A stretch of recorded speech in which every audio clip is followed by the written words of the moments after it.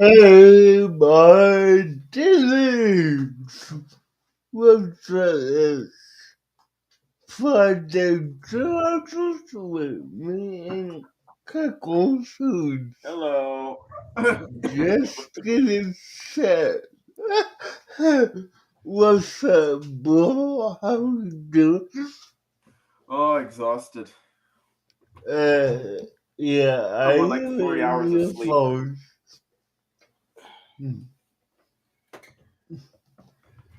Went to bed at 4, got up at 7. Oof. Oh, Okay, yeah, didn't nice. eat until when I messaged you. Yeah, I got you. uh, So how's your anyways, day going? guys, my day's good. I have a busy weekend, well, tomorrow and work, and yeah, it's going good. Okay, what's planned for tomorrow? Having family over and having a big Italian feast. Oh, okay, that sounds nice. Yeah, so that's gonna be good. So are you just like starting Christmas this weekend? I mean, Kind of. you could say that, kind of. I mean, that Friday will definitely be Christmas for me in a way,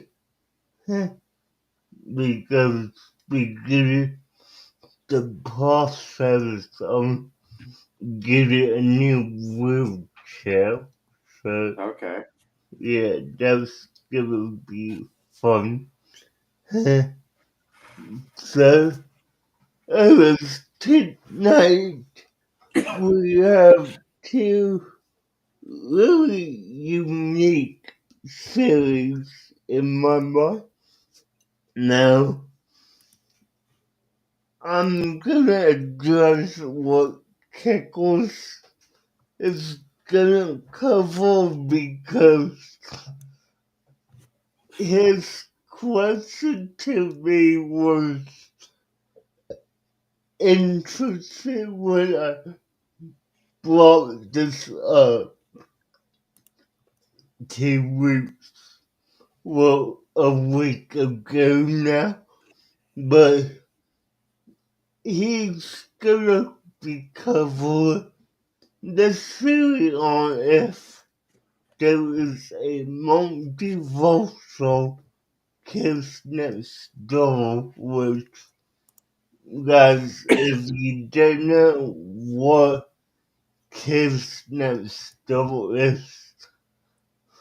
is one of Cartoon Network's biggest shows from the early mid 2000s, and they left us off on a massive cliffhanger, and we're not getting any result of that soon enough.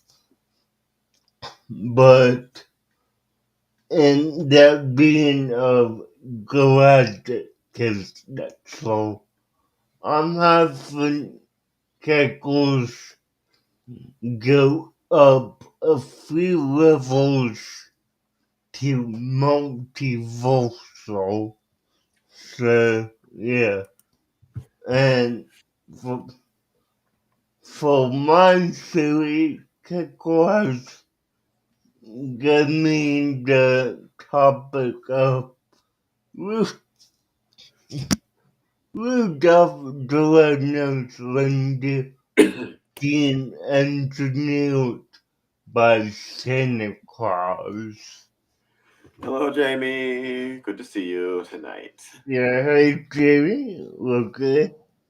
But yeah, they're both into the top with, and I will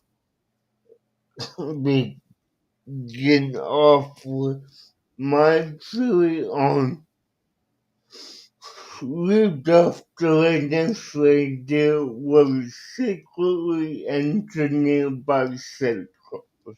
Okay, I am looking forward to hearing your idea behind that. In fact, I just watched Rudolph the Red-Nosed Reindeer again yesterday.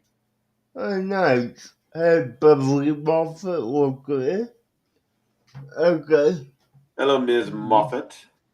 So, to open this record, Rudolph, the most famous reindeer of all, was not born but engineered by Santa Claus in a secret experiment to create the perfect sleigh pull.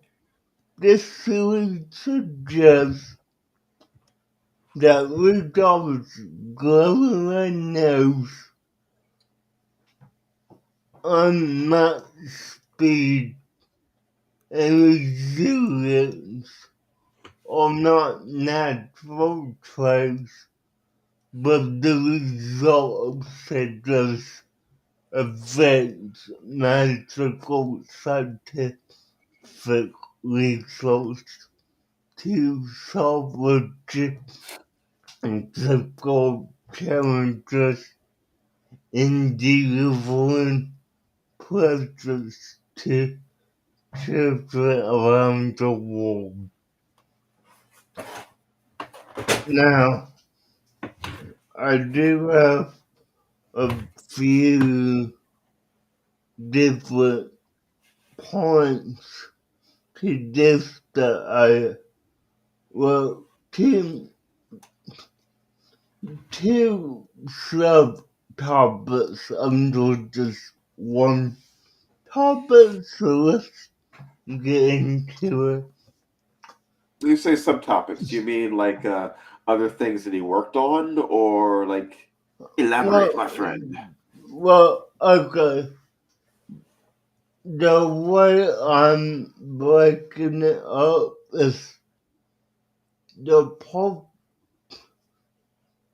the purpose behind Rudolph's creation and the crucible of the series is what I mean by that. But let me go into it and let me just introduce what I have.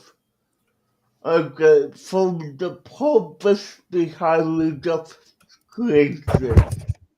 Number one, the problem said that needs to solve. One, harsh level conditions, heavy fall, snowstorms, and other extreme level often make Christmas Eve deliveries difficult even for the mightiest reindeer team. Point number two, population growth. As the global population increases, children needed faster, stronger, and more effective reindeer to maintain its tight delivery schedule. Okay, now, well, before I move on, is there any comments you have on those two bullet points? that I went over like that. Okay, when you're talking about the population control on that, do you mean that he's trying to create more, or is he trying to lower The, the rate? the population growth Yeah. is talking about the actual population of the world. Oh, okay. I thought you meant about the population of the reindeer. No, Okay. no, of Okay, the I get you. I get you. okay. Yeah, no, That's that was my question there. that's why I asked because I feel might need some clarification. Yeah, you're talking about population booms with the global population Yeah, yeah, and the need for like more advanced reindeer because of that. yeah. Okay. Nope. That's good. Okay, now said the solution, said the being not a said them being not only a natural being but also a individual. Leads us to engineer a reindeer with enhanced abilities using a combination of multiple magic, advanced alchemical science, and possible genetic experimentation.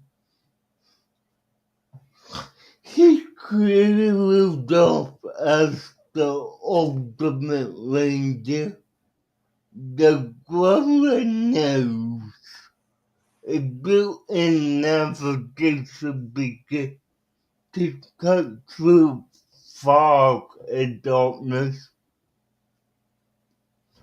increase increase in the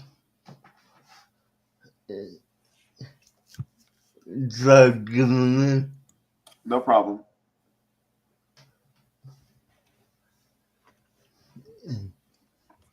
Your script's not loading? the increase intelligence. Yeah, it took me a moment to figure out what I was. So, Okay. increase intelligence speed, enhance muscles, is similar to to outpace the rest of the team. And last point here is unique charisma.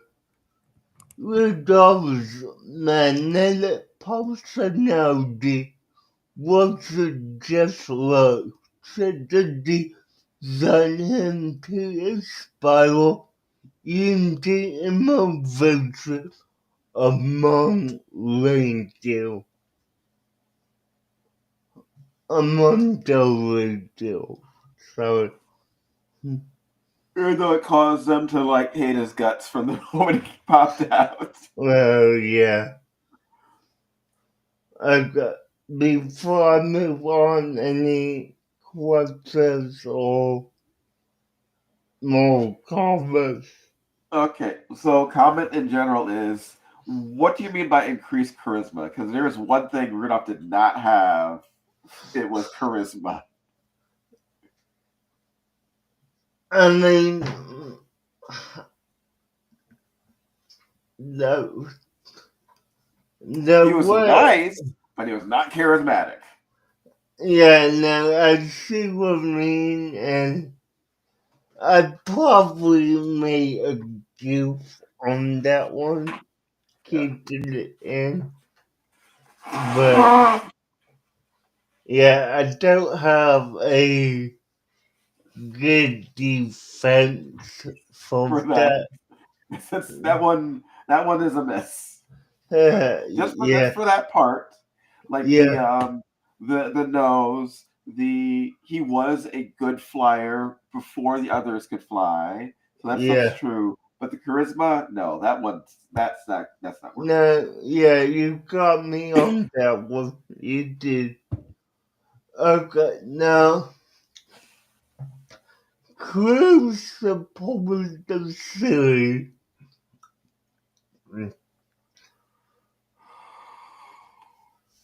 Okay, so Rudolph's sudden appearance. Rudolph famously appeared out of nowhere with no established lineage or mention in reindeer or private history. This suggests he may not have been born in the traditional sense, but rather in predicts which should have deemed him ready for the team. I am going to interpose with that one. Okay? As someone who just watched the movie yesterday, which begins just after his birth with his mother. Alright. So we do know where he came from. Okay, I will give you that. Okay, number two. The unique red.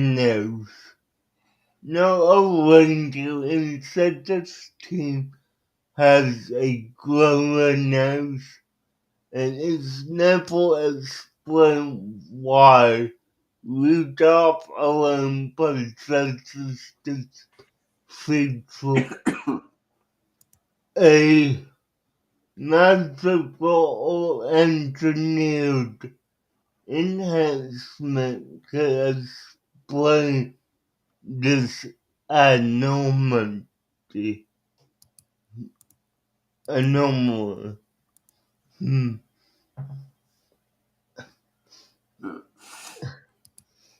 Hmm. Okay.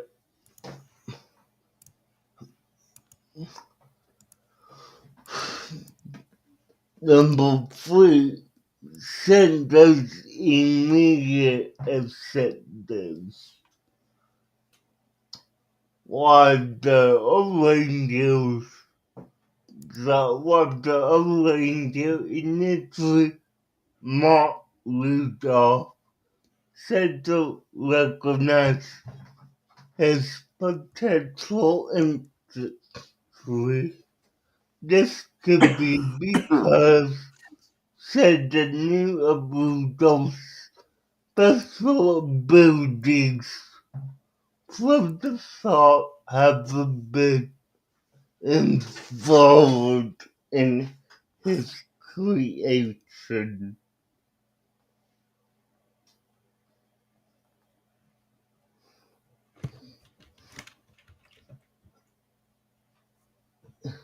Any on that record or No, that one was pretty good. I don't see any main issues with that one. okay. Number four, Rudolph's superior abilities. Rudolph not only led the sleigh, but also surpasses peers in both skill and determination. These extraordinary traits are consistent with the idea that he was designed to be a superior reindeer.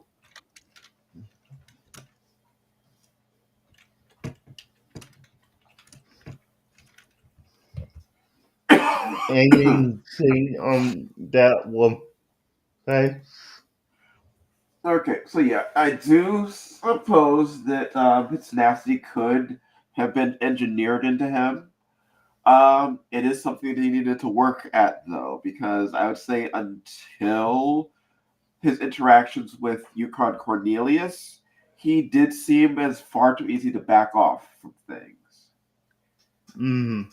In Okay. fact, in part of the story, it actually details his transition to being older as him realizing that he can't turn away from things and must meet them head on. Alright. Hold on, I'm going to take some for my sinuses. Good.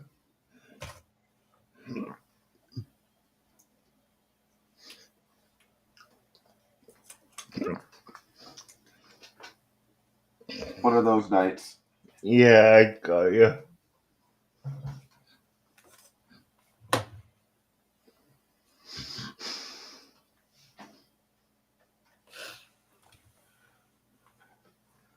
See how long that takes to kick in, but okay, I'm back. Okay.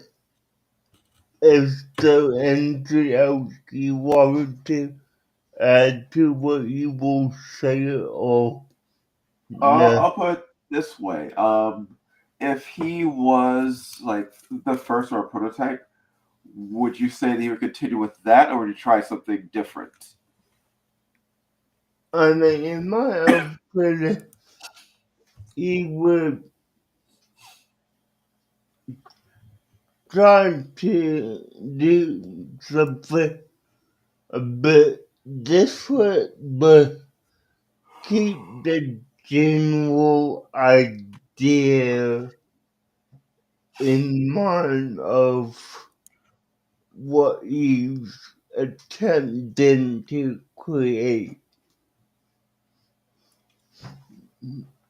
No. Okay, now I'm going to go over my silver bullet and then my conclusion. So, yeah. Gotcha. The, And then I'll be the, ready to go. uh, the definitive proof of the theory was in Rudolph's unparalleled uniqueness. The glowing nose is a buoy that is not found in nature, suggesting either divine intervention or artificial creation.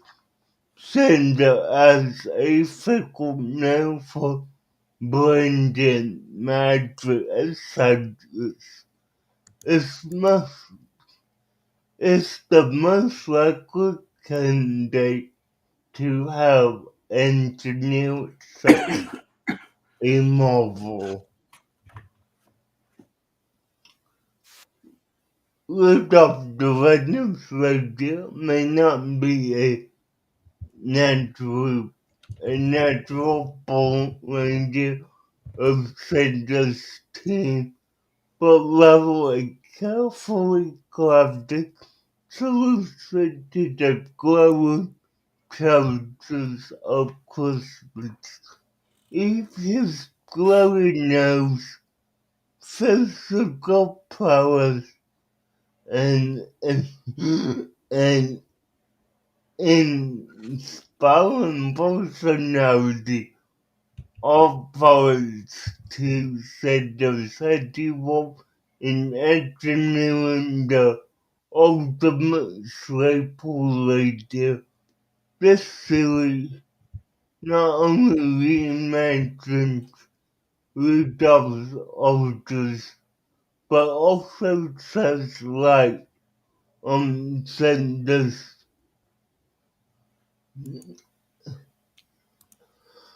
um, uh, I got all innovative approach to keeping the Christmas tradition alive. Say you. Bless you. Thank you.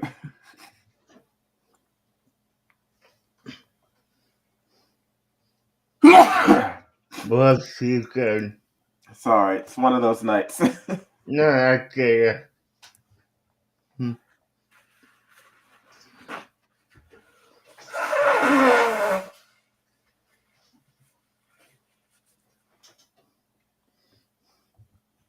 Okay, well, I will say that I am definitely in agreement for most of that.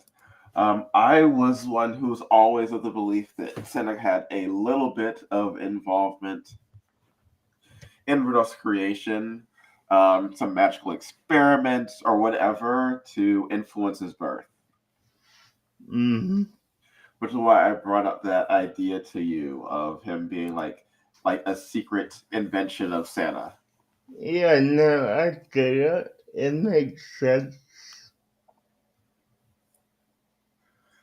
All right, now for me, you brought out something for Kids Next Door, which I will say, did I watch some of Kids Next Door? Yes, I watched some of Kids Next Door. It was never something I was super into, but I always acknowledged that, hey, this is a fun, good show. Mm-hmm. And I'm always someone who will champion that it should have gotten like a continuation. They should have done more with it.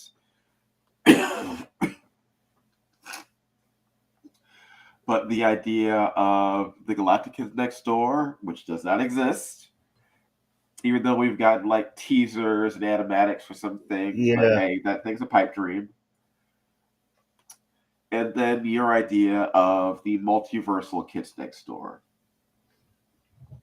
Now, there are actually several things that can point to a multiversal Kids Next Door that have to do with all of the different crossovers that they've had throughout their series and with other shows.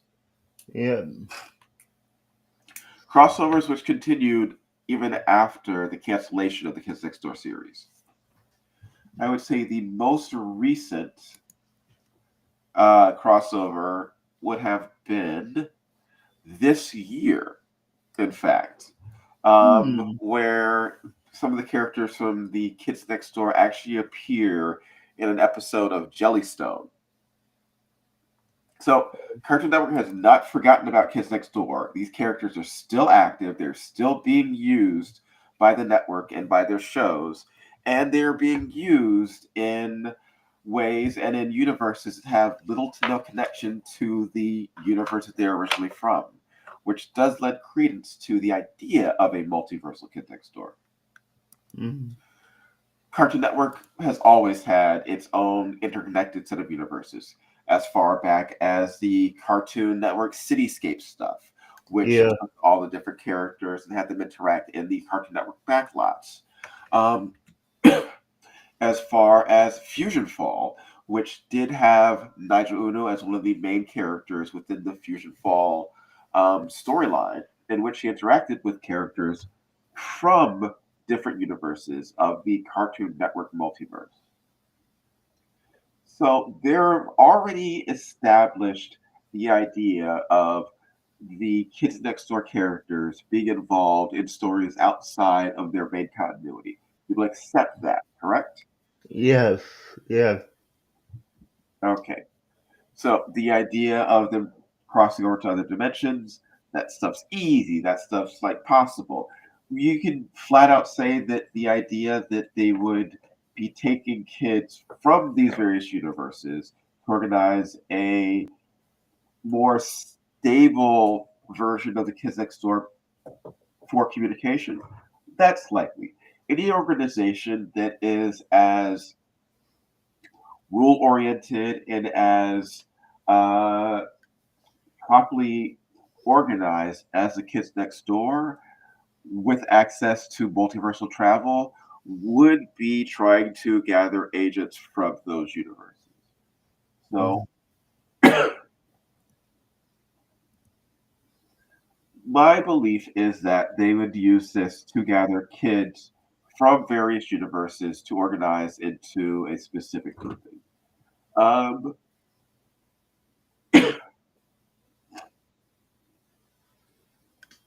okay, so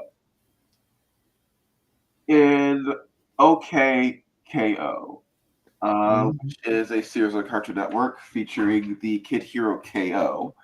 That is something where Nigel and various other characters from across the Cartoon Network multiverse do work together. And they all are in possession of what are called POW cards, which are statistics for the different characters and basically ID cards.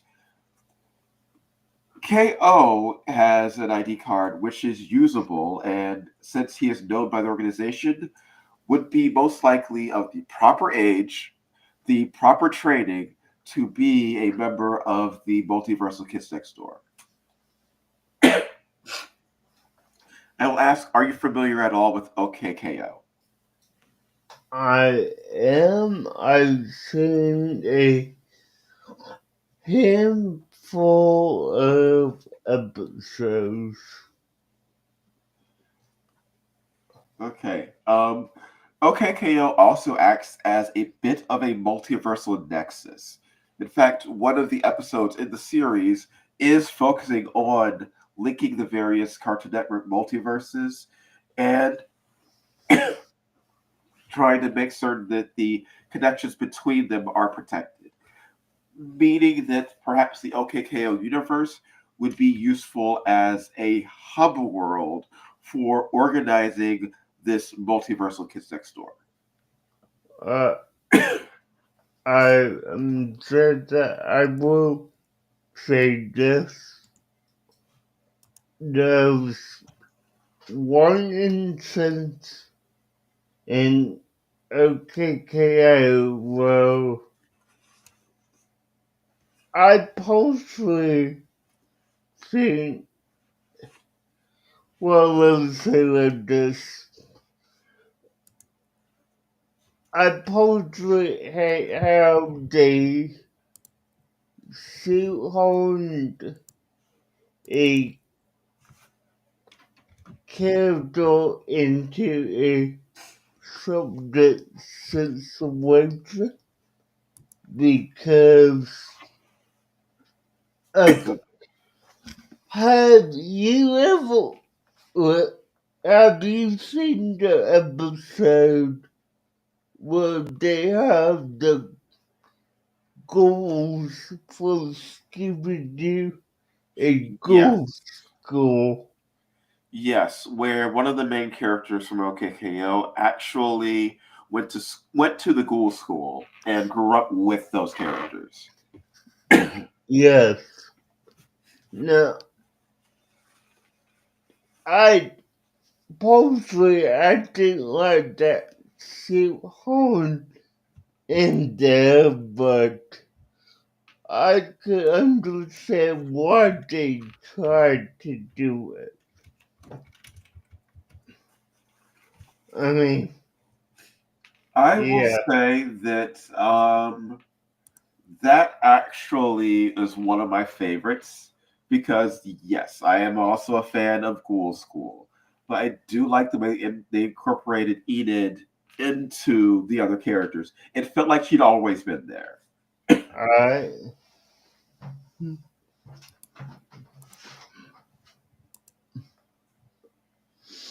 I Let me I see. could see how you could feel like that. I think. Mm, so yeah. Hmm. Give me a second.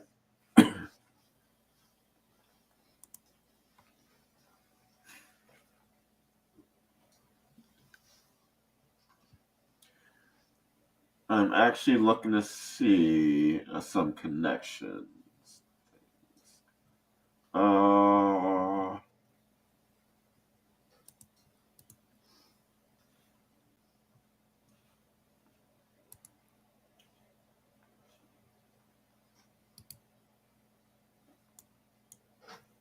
right, linky, linky, linky, linky, linky.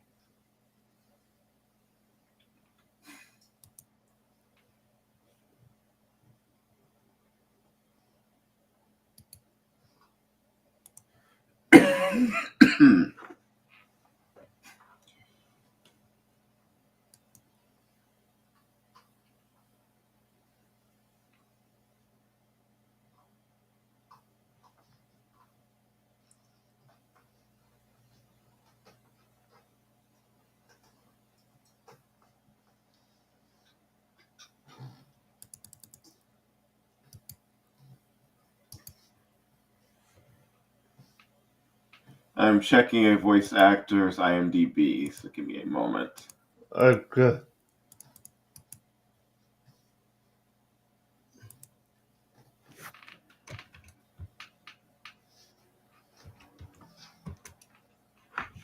Because I actually believe that some of the characters did have some voice work for the original thing. Uh, Uh,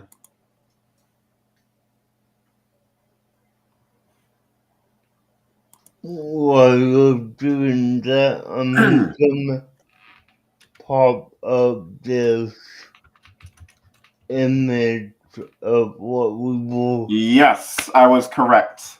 They actually do use quite a few of the voice actors from the original Ghoul School to tie this back into the original movie. So some of these characters are actually played by their original voice actors. Alright, cool. Alright, but yeah, that is an image of what we'll currently talk about. Let me make it big on the screen for y'all. Just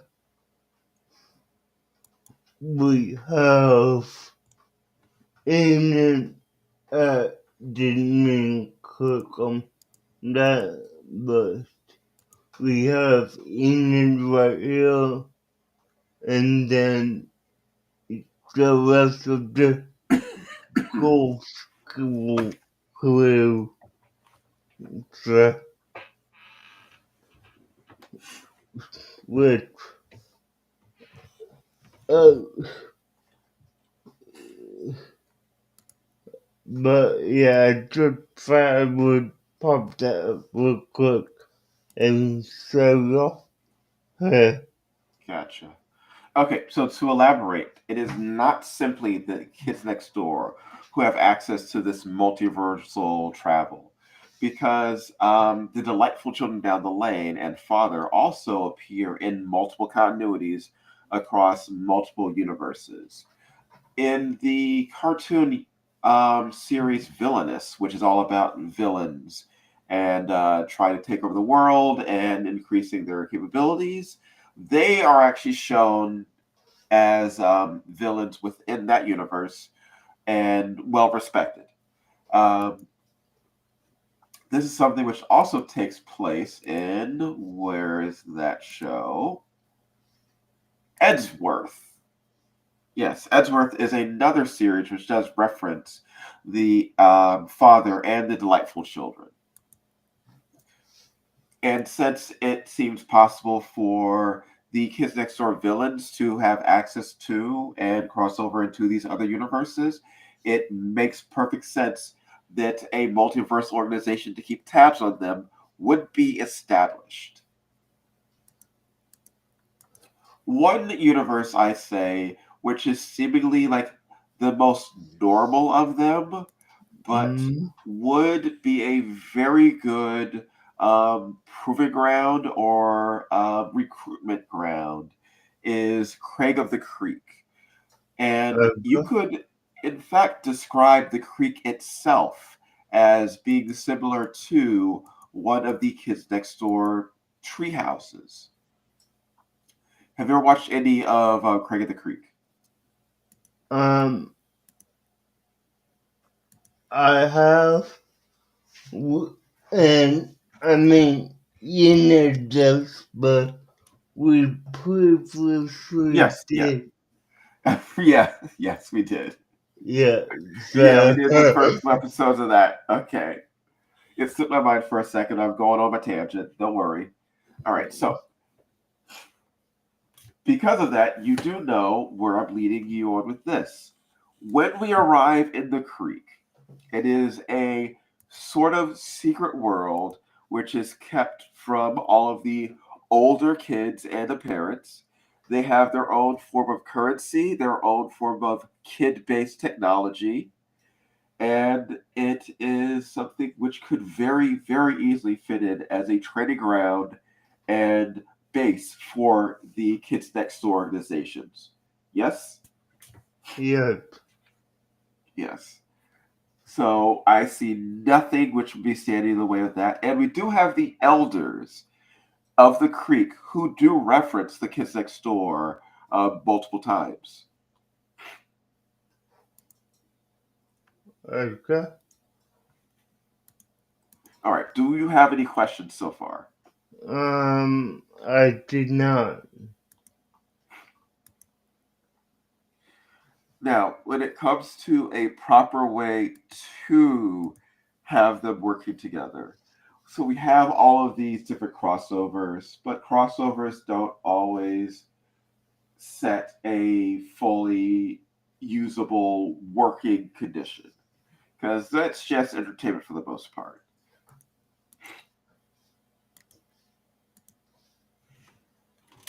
In terms of actually having an organization which would be considered multiversal kids next door, you need a leader.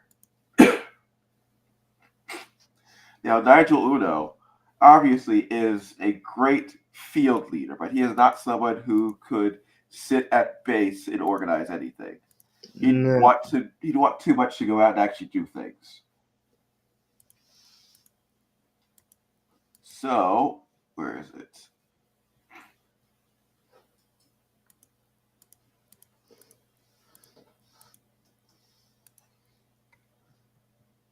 Uh, duh, duh, duh, duh.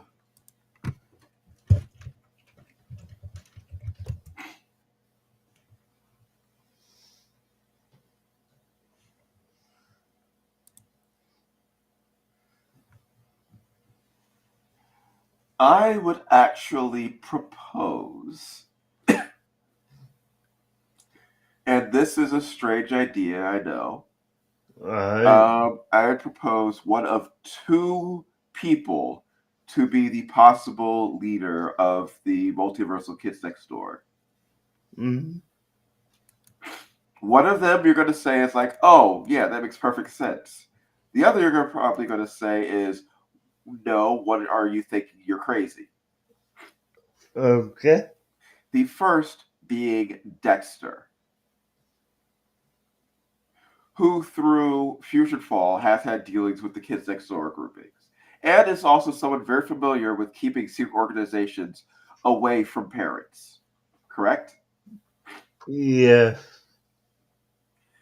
The other is someone who has far more experience than Dexter with the Kids Next Door, who has worked with them, who has worked against them, who has dealt with them in Fusion Fall and within their own series. Would this be Mandy? Why, yes, this would be Mandy. Uh-huh. If there is anyone who can deal with the logistics of such things without going utterly insane, I would propose that Mandy from Grim Adventures of Billy and Mandy would be the optimal leader of a multiversal Kids Next Door. Mm-hmm. Okay. Hmm. Yeah, now I will definitely say I expected Mandy to be one of you two because, like you said, she has dealt with them in Future Fall and in her own series as well. So it's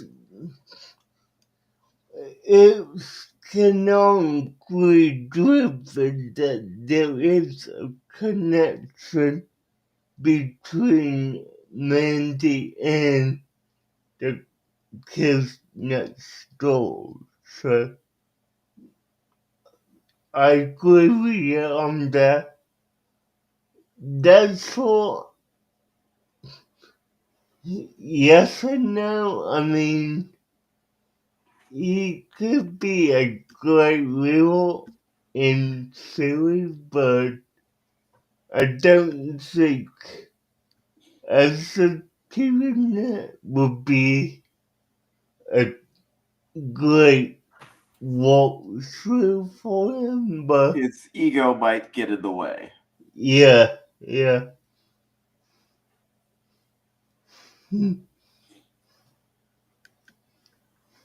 but at least he'd be able to provide them with even better technology. Yes, he would. I will agree with you on that. Hmm.